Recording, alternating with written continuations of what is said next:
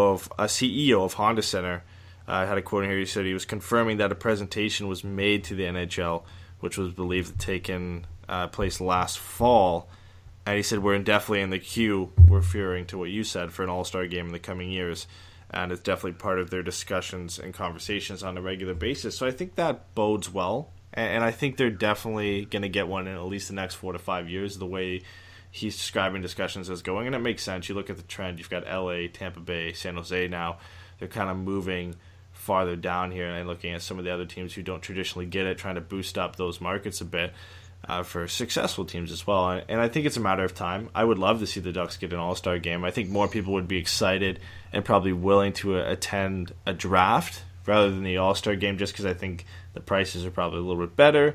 And with the stigma around the All-Star game, I think a lot of people have moved on from the All-Star game activities. They've kind of gotten...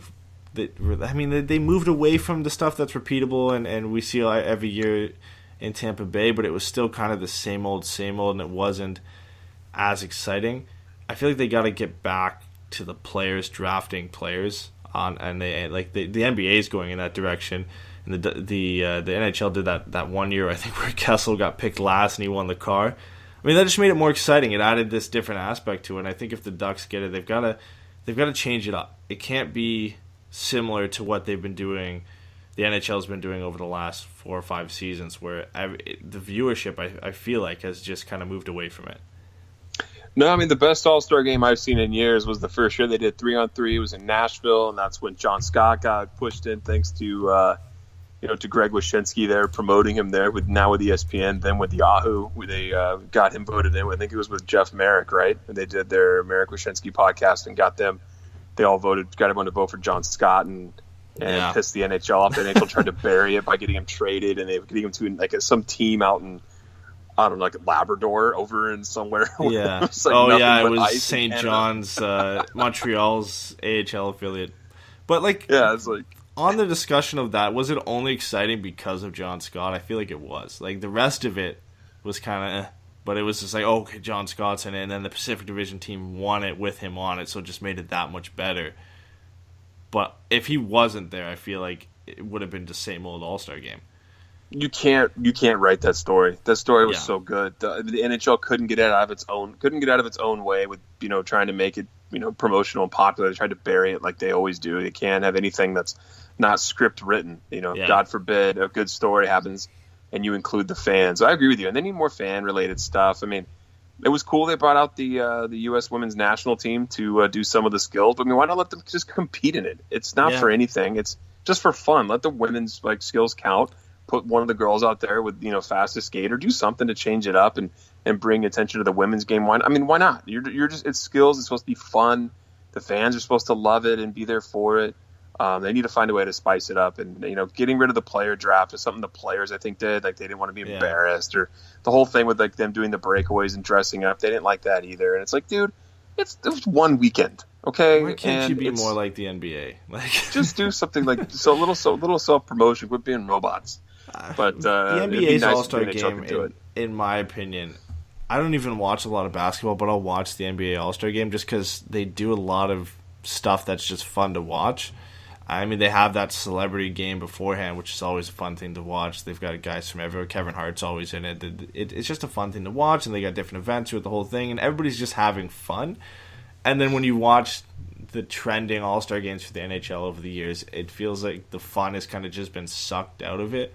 I mean, you were talking about having the women's hockey players. Hillary Knight participated in the accuracy shooting. They didn't even post her time. They it was TV, barely they anything. just didn't even show it.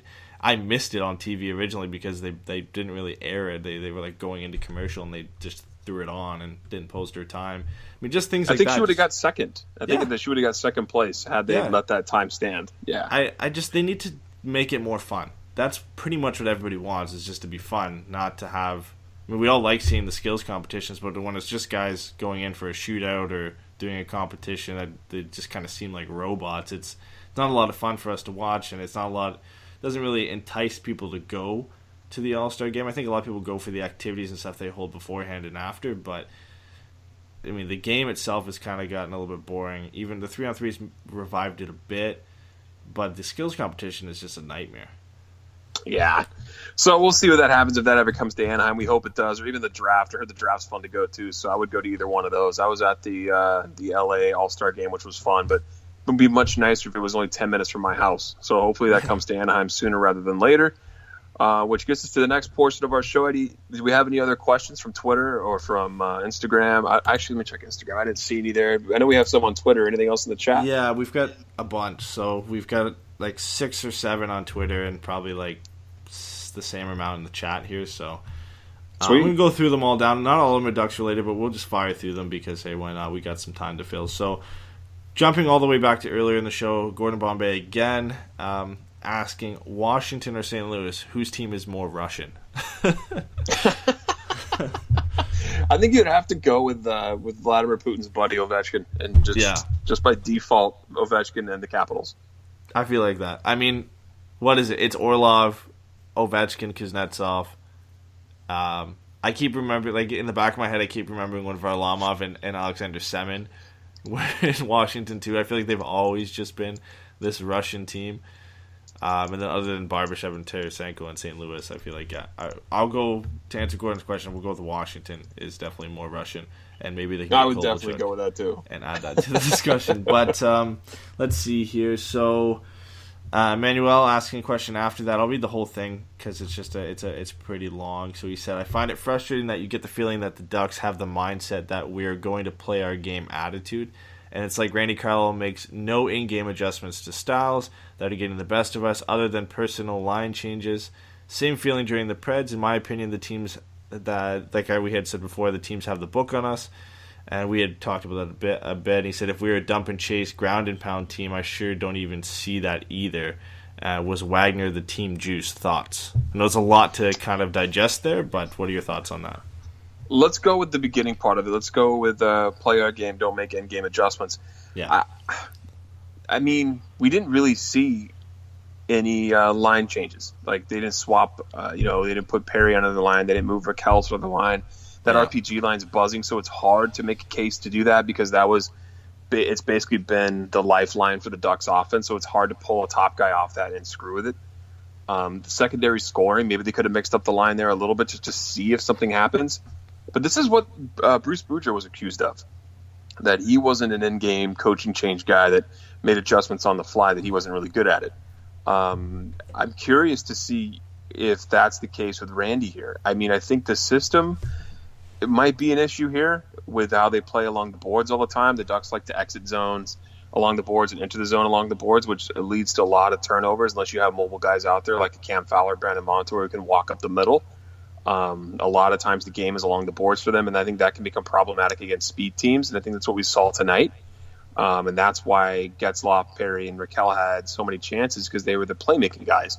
But speaking to what Carlisle and what he has or hasn't done in this lineup, is exactly what we talked about a few minutes ago. They haven't brought anybody up from the goals in a while to play forward and scratch a guy who's been cold. And I think that's a problem. And they need to figure that out. I know it's only been 3 games. It's not like they've been losing and losing and losing. But this is not the time to lose. With the Kings and the Sharks winning tonight, the Ducks are in a scramble, and they need to make some changes there. I know I said a lot there. It was like a mouthful of everything for Randy Carlisle. But you want to go ahead and take the second part of that? Yeah, and I feel like how he brought up that it just kind of seems like teams have the book on us, and we had mentioned that earlier in the show too. It kind of feels like that, at least the last 3 games, because Nashville, Dallas, and St. Louis have all kind of played the same hard forechecking, high-pressure style, and the Ducks really haven't been able to deal with it. And I think a lot of that, again, comes to the fact that nobody's really firing except for that first line.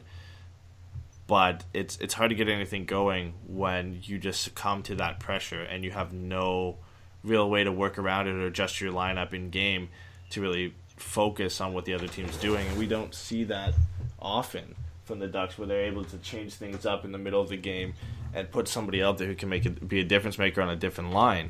So it's disappointing. I don't know how they work around it either, because we talked about how we don't know who can really move off of the lines that are set up right now. And he says, I mean, if we're a dump and chase ground and pound team, we still don't even see that anyway. I mean, the Ducks don't really have a style, it almost seems like right now, other than just succumbing to whatever the other team's throwing against them. Yeah, and they haven't come alive except for third periods recently, right? I mean, that's what we saw. The push tonight, they definitely had the better of the chances against St. Louis, but it wasn't a lot. They didn't seem ultra dangerous. That was definitely the case against Dallas. And you got to give credit, though, to Dallas and Nashville. These two of these three losses were against really good teams. You can't sleep on Dallas just because they're not, at the tip top of the division right now. Nashville is just Nashville. Like we talked enough about them. But this is the game the Ducks probably wanted to at least grab at least a single point out of it, but probably should have won. It was something that I feel like the Blues are a beatable team right now, and the Ducks just didn't come with their A game, and the Blues, they're just relentless forecheck. I mean, you can't be standing still with guys like that, and that was the story tonight. We'll have to see how this changes going into Vancouver. Yeah, and unfortunately, I mean, Phil kind of brings up a same topic that we're on right now. He said, how hot is the seat that Carlisle sits on right now? And unfortunately, I think it's almost ice cold just based on the comments that Murray made to The Athletic before the trade deadline, how he feels like this team's a lot better than they're presented right now, and he can just wait on things, wait till he's healthy, wait till Kessler's 100% healthy until next season, and he's really kind of taking all the blame away from Randy Carlisle. I feel like no matter how bad it gets for the Ducks at this point, I feel like Carlisle's job is pretty much safe until next season, and then the blame can start coming from Murray on him, which I think is a little bit of a cop-out because I think a lot of the issues that this team has right now should sit on Randy Carlisle's shoulders, and that seat that he's sitting on should be pretty hot. But in my opinion, I honestly don't think it is. I don't know about you, but just based on BMGM's comments, I feel like he's not really on the hot seat. I don't think either one of them are, really. Yeah. This team has been on fire since Christmas. They've played a hell of a second half so far. They've had a dead stretch here of 3 games. Let's see how the next week goes. I mean, if we start seeing loss after loss after loss, and then you can maybe see like, okay, this team's healthy and now we're in full collapse. Like this is not acceptable. Something is going to have to change at some point. If that's what this ends up being, which we hope doesn't. There's very beatable teams on this homestand. And the Ducks play the majority of their games at home the rest of the season, so they need to make the most of them. But I don't see either one of these guys being on a hot seat, especially Randy Carlisle. It's hard to fault the guy, for all the injuries, and now he has a healthy team. He should be winning, and they have been. This could just be a cold streak for the Ducks. Yeah. So let's hope they turn it around on Wednesday against Vancouver. Yeah, and I think we'll get a better idea of the next few games and seeing if the secondary scoring can actually pick up. And hopefully it does, because the Ducks need to get something going, especially against some winnable teams coming up. Getting back to the chat, Chase said Terry, Henry, Kasha, ? When we were talking about Terry possibly coming up. I think that's where he'd probably fit in. I think that's where he'd have the most impact, because I don't see them splitting up the top line, and I feel like it wouldn't be wise to throw him onto a tire fire and Kessler, Silfverberg, Cogliano right now, so I feel like that could help them a bit, and he would obviously provide a little bit more skill than what Richie provides. Gordon Bombay saying, how about we bump Chimera and Kelly off the team? So I feel like they looked okay, but we don't get to see them for more than 7 or 8 minutes. They had their chances sometimes in this game. Obviously, that fourth line getting a goal off Kelly's shot, Grant gets the tip in. So I'm not going to say that they're the big fault for this team right now. I mean, when that line's generating offense and the second and third line aren't, I mean, at least we're getting it from somewhere. But, yeah, I mean, it's hard not to get mad at them when those were the only acquisitions we made at the deadline, and there was a lot of other players out there could definitely help this team scoring right now. So I can see where the anger is coming from. No, absolutely. And, I mean, honestly, you're not going to see Chimera or Kelly on this team next season. Yeah. And there's a chance Grant won't be, but I feel like he is. We talked about that before. He's going to be back. He's a Carlisle favorite right now, and he put up, I think, 9 goals in the season as a fourth liner, even though he did have some time as the first center when there was injuries. But we'll see how that goes. Phil coming through on the chat telling us that Hasek was the last player to win the Hart consecutively, so you were right. It's been a while. There you go. So, yeah, I mean, it'd be interesting to see if McDavid could win. I'm not going to get back in a discussion, but it's interesting to see it's been that long since somebody won back-to-back Harts. And if anybody was going to do it, it's McDavid, really. Like, let's be honest. Yeah. Let's see. Gordon, Bombay again. Lockouts are so fun. Can't wait to have hockey. Can't wait to not have hockey due to greed and stubbornness. I completely agree with you on that one. Let's see. Manuel Beza just asked, do you think Bieksa is offered a 1-year, $1 million